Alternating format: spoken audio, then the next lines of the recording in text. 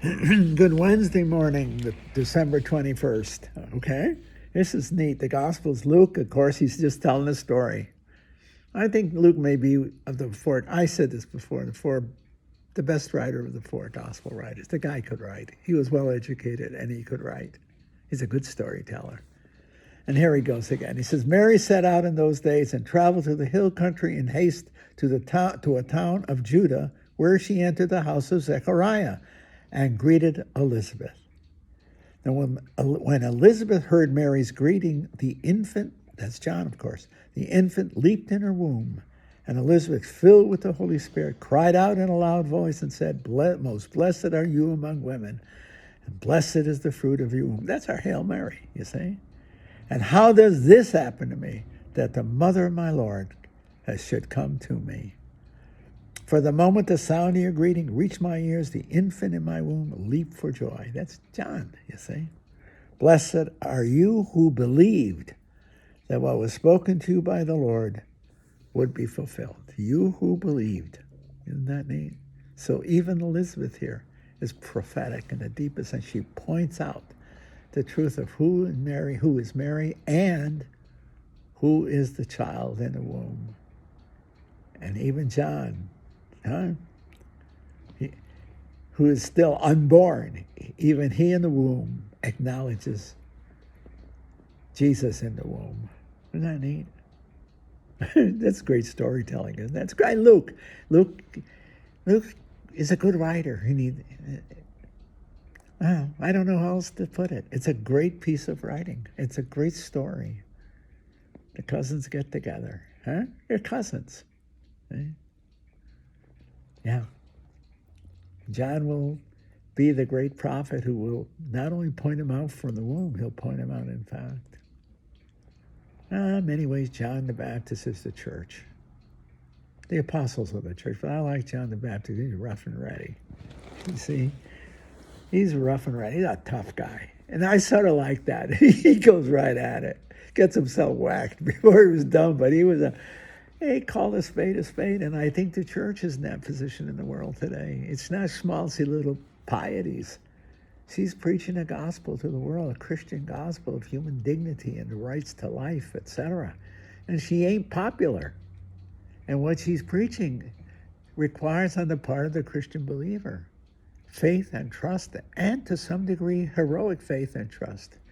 I don't think it's going to be easier in the long run. I think it's going to get tougher to be a Christian as the West is radically secularizing.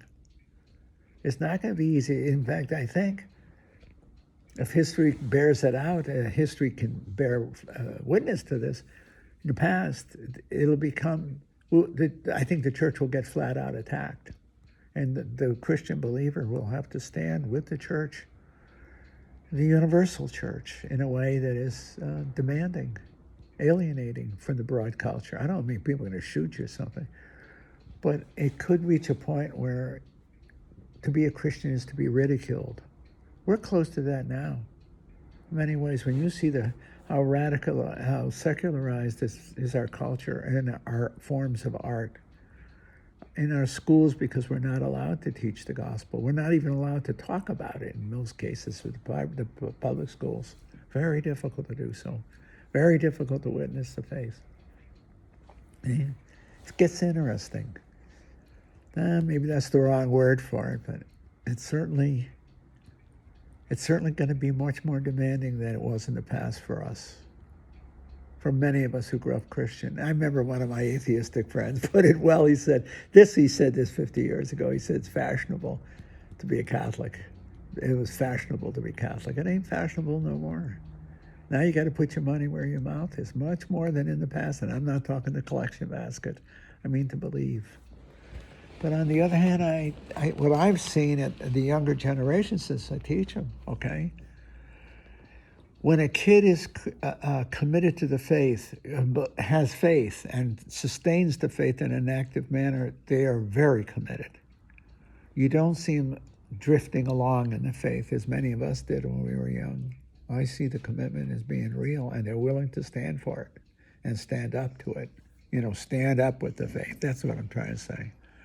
So I find hope in them, but I'd say they're probably a minority. I don't want to, in a place like SLU, we got a lot of Christian kids there. But I'm thinking of ones that really are committed and they stand out. And it's not piety. It's not simple piety. There is a commitment. There's a deep commitment to the faith. They take it very seriously. See, I don't know, I'm not involved in campus ministry, but the way I understand it is the liturgies, the Catholic Center, it just explodes with young people with energy and faith and commitment. It's neat, isn't it? I have kids in class. You can tell by the way they ask you questions.